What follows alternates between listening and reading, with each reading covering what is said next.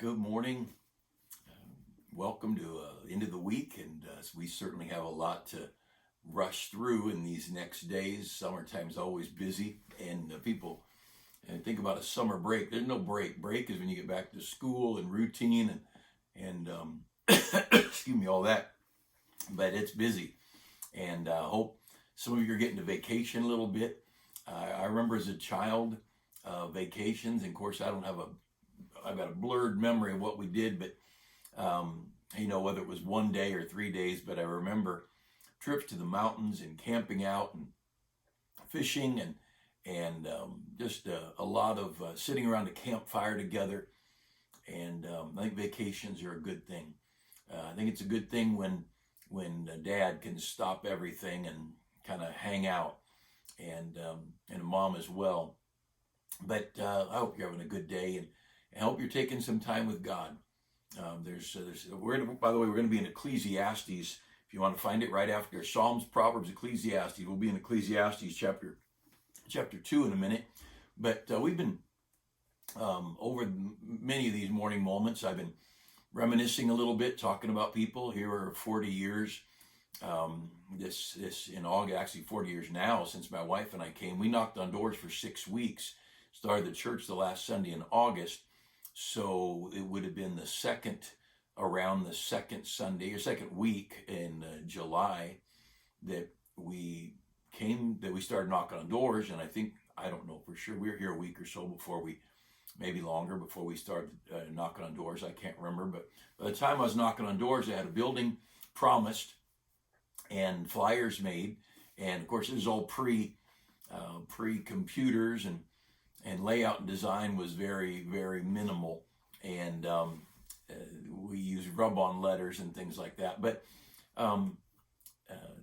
so 40 years ago, and a lot of great people, a lot of blessings, and I just thinking, I've been talking about people, and I just thinking about the Williams family, and some of our young people were out at a swap meet that used to be every weekend, for you that know our area, at the corner of Central and the 15 freeway, be the northwest corner. I think now there's a Big Five and a Lowe's or a Home Depot's there, and there's a swap meet in there, and some of our teenagers were there witnessing, soul winning, passing out tracts, and Brother Lyman Williams was there. And he got a tract and decided to come to church that next morning. He and his wife and 2 little boys pulled into the dirt parking lot in front of the tent. And Mrs. Williams' story was, we pulled in, and someone came right over, opened the door, and said, "Hi, welcome, we'll take the boys." And she's thinking, "No, you will just keep the boys with me. This is our first time here." But Eric and Trevon, just little guys. And I went by that week, visited, and thought, what a sharp family, just a great family. And they decided to keep coming all these years. And now for some years, Mrs. Williams has been my secretary. Brother Williams been an usher, a bus captain, bus driver. Mrs. Williams has been superintendent of one of our Sunday school departments. And of course, the boys are grown and have kids. And just a few weeks ago, Trayvon had his twin girls graduate from high school, and just what a blessing. I couldn't even begin to tell all the stories of things that the Williams family have been involved in, but I just say they've been friends. They've just been gracious. They've been friendly, and we love them, and they're very dear to us. And I don't know anybody in our church that doesn't think they're the best, but. Thank God for having us cross paths, though they were already saved before they came, but God brought them to our community for a reason. And I remember we were praying. Brother Williams was commuting to Burbank from here to work, and that was a long old commute. And he got transferred to the Ontario area. We've been praying and praying. He got that transfer. That was great. And back when a commute to Ontario was under an hour, and many, many years ago. Well, that worked for a few years, and then he got transferred to Edwards Air Force Base, clear up above Lancaster. And I said, look, there's a church up there And that, I don't know how you're going to stay here and do both. And if you want to, if you want to go up there, I know a good church I could recommend to you. And he said, nope, this is our church. My boys are in the school. I've only got a couple years to retirement. We'll make it work. And he did. Not just the kind of people. They're loyal, loving, encouraging people, and how I thank God for them. But so many dear friends like that. I want to mention a couple things today. We, of course, all of us are just constantly attacked with this idea of stuff. That stuff will make you happy. New cars, new houses, money, freedom, travel, whatever it might be. And I want to read a couple verses with you. If you look with me at Ecclesiastes. Now, Solomon, of course, very wealthy, very, very wealthy, had everything a guy could ask for, raised in King David's home. David was his father. And he just literally, he had it all. And he started out very humbly seeking after God. And God blessed him amazingly. But he got off thinking stuff would make him happy. The summary of his life, I heard someone say, he loved things and used people, when we should love people and use things. Things are just things to use. But he loved things and used people instead of loving people and using things. But let's just look at a couple verses here. Ecclesiastes chapter 2, verse 1, I said in my heart, go to now, I will prove thee with mirth. Therefore enjoy pleasure. And behold, this also is vanity. I said of laughter, it is mad, and of mirth, what doeth it? See, he just went out and decided the fun life, the party life, let's just go do whatever is fun. And so he chased after fun. He chased after that lighthearted, frivolous, let's go do whatever feels good kind of lifestyle. And the end of verse 1, he says, it's vanity. And the end of verse 2, he says, what doeth it? What good is it? Well, he changes direction. Verse 3, I sought in my heart to give myself to wine. And so he said, I'll tell you what, I'm just going to drink. I'm just going to have all the booze I want. So he gives himself the liquor. And if you look there at the end of verse 3, he says, till I might, yet I acquainting my heart with wisdom. So he's kind of going both ways. He's boozing it up, but he's trying to be wise. And to lay hold on folly till I might see what that good for the sons of men, which they should do under the heaven all the days of their life. And he's trying to be smart and boozing it up with all the people on the TV shows. And he said, what good is it? What good is it to the sons of men? There's no value in that. Why would we spend our life doing that doesn't do any good? Then verse 4, I made me great works. I builded me houses and planted vineyards. I made me gardens and orchards and planted trees and all kinds of fruits. I made pools of, verse 6, I made me pools of water to water therewith, and on and on and on. And he said, I made the most beautiful palatial gardens, and I put water flowing in fountains and self-irrigating this and that. And I had the best of everything in horticulture. And you know what he said? It doesn't make me happy either. And he goes on down to verse 7. Wealth and power, he said in verse 7, I got me servants and maidens. I had servants born in my house. His servants had children born. And I had great possessions of great and small cattle above all that were in Jerusalem before me. And then in verse 8, he tried entertainment. I gathered me silver and gold and peculiar treasures of kings and of the provinces. And so if you read the story in the Kings, he sent ships to gather monkeys and fancy trees and peacocks and all the stuff from all the kings. He had enough money. He just, whatever seemed like is going to make him happy, clamored for that. And all those things.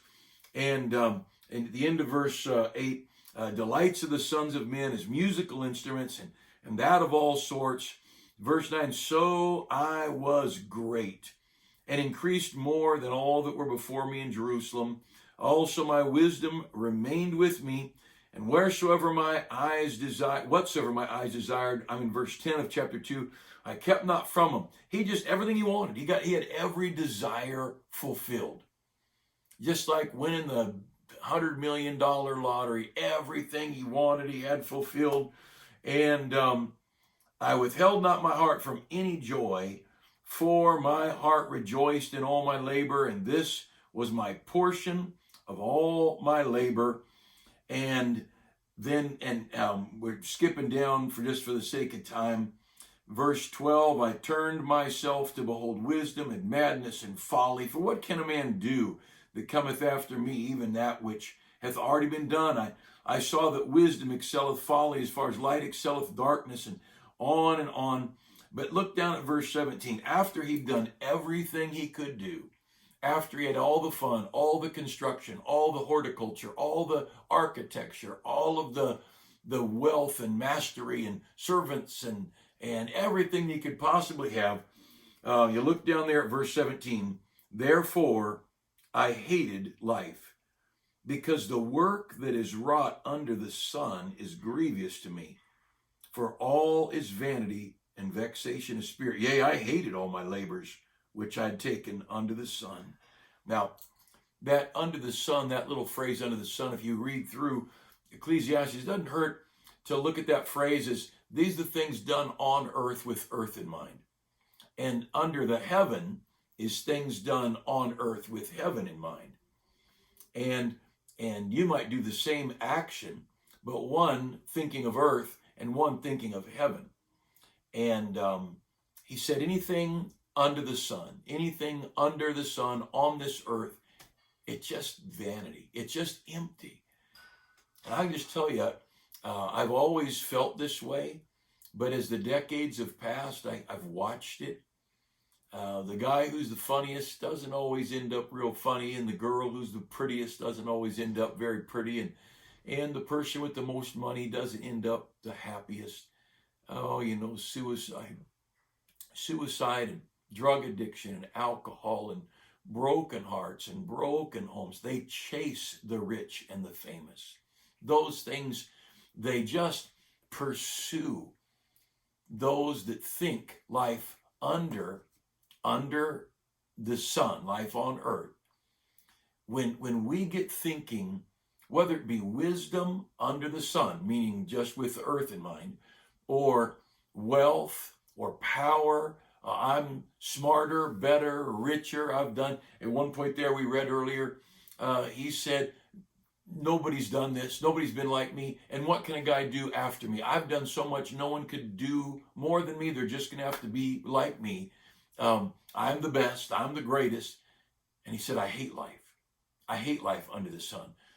Because, the Apostle Paul said, if in this life only we have hope, we're of all men most miserable. And let's just remember that life is not on earth. This is where we live. This world's not our home. We sing that with the children. This world's not my home. I'm just passing through. Let's remind ourselves that it's not about here. The Christians ought to be living under heaven. Colossians 3:1, or Colossians 3:1, if you then be risen with Christ, seek those things which are above. Set your affection on things above, not on things on the earth. The things of this earth, the songwriter wrote, turn your eyes upon Jesus, look full in his wonderful face, and the things of earth will grow strangely dim in the light of his glory and grace. And when we start living under heaven, we start living with God in mind, we start living with Jesus in mind, we start living understanding if you're saved, you're going to spend 10,000 years times 10,000 years, you're going to spend forever in heaven. Maybe we ought to plan our retirement. Maybe we ought to be thinking about eternity. And you know what? So, one person's sick and one person's well. So what? You're going to live 10 years longer, 20 years longer? How about planning what you're going to be doing 10,000 years from now? And somebody, maybe their health held out, or they were in great physical shape. And I was talking to somebody the other day, till I was in my 50s. I didn't notice any of my, everything worked pretty good. Teeth, ears, eyes, knees, all that stuff. But I tell you, each decade things change, and I've heard it gets worse. And, from 65 to 75, somebody said, don't worry, from 65 to 75, you'll feel way better. And they were laughing at me. But you know what, on this earth, if we live for this world, if we live for the things of this earth, it's all vain. It is vanity of vanity. It's an empty life. What a sad thing. So how should we live? If God's blessed you with stuff, use it for things that are eternal. Live under heaven. If you have a successful business, a good retirement, whatever it might be, live for things that are eternal. And I've talked before about Ray and Audrey Fossey, and they were not wealthy by any means, but they were successful in this world. And the last decade or maybe 20 years, 15 years of their life, they lived it for God. And they bought Sunday school buses, and they helped, and they did things that no one knew they did. There was a dear lady in our church, mother of several children, and she just had the worst teeth, and her husband took care of the family, but barely, and very poor. And Audrey came to me and she said, you tell her to go to a dentist and get an examination, and I will go to that dentist and I will pay for all of her teeth to be repaired. Just things like that. And there was no glory in that. She didn't want the lady to know who did it. And I don't believe the lady ever did find out. But that's how Ray and Audrey were. You see, they lived on earth and they had some stuff, but their life, they bought Sunday school buses. They went out on big days and gave snow cones to children. And Audrey would dress up like a clown. Here she is, knee replacements and in her 70s, and she's dressed like a clown, handing out snow cones and just gracious people. Live under heaven. Live with heaven in mind, because when you live with eternity in mind, it changes how you live. And if something goes wrong, you think, it's just for a little while. It's just for a little while. And we're going to be together. That's why it's so good you raise your children in Sunday school. I fear for the Christian who gets out of church, marries, and raises their family away from God and the Bible. Their children know nothing of God. And I've watched it over these years. Their children know nothing of God, nothing of the Bible. What a tragedy. The idea that you may be away from, you go to heaven because you're saved, not because you're good. And here's somebody who's going to heaven and their own children won't make it, simply because that family got too busy with the things of this world and neglected to open the Bible and teach their children of the sinfulness of man, the holiness of God, and the love of a Savior that died for all men, that anybody could get saved. Salvation is receiving a free gift. It's not that you're good or you're a member of some certain church. It's Jesus that saves. And the idea that I would let money or job or busyness or bitterness or whatever get me away from God and out of church, and then my children not be saved, or my grandchildren. I can't even stand the thought of it. But so let's live with heaven in mind. Let's live under heaven, not under the sun. Let's live under the authority of heaven and under the oversight of God, that our Heavenly Father sees all things and He knows what's going on. And one person might lose their life in their 20s or 30s, and we say they died prematurely. Another one lives to be 70 or 80 or older, perhaps. And you think those 60 years are going to matter 10,000 years from now. What will have mattered is what did they do for God. Our pastor from Northern California is in his 90s when he went to heaven. I don't know how many times I heard him say, only one life will soon be passed. Only what's done for Christ will last. And don't live under the sun. Don't live with this world in mind. Live with that world in mind. And not only will it make you happy eternally, it'll bring more happy now, in the temporal world, because we'll handle difficulties better, knowing it's going to get better, and we'll handle the joys better. We won't get proud, because we'll realize everything we have that's good came from God, and God gets all the glory. And so Paul says in 1 Corinthians 10:31, whether therefore you eat or drink or whatsoever you do all to the glory of God. Let's live under the heavens, not under the sun. Have a great day and pray for the weekend. Pray that God will bless the soul winning and all the activities. And it's going to be a really, really good weekend. 4th of July, what a blessing. Hope you'll join us Sunday in church, and let's be a part of all that's going on.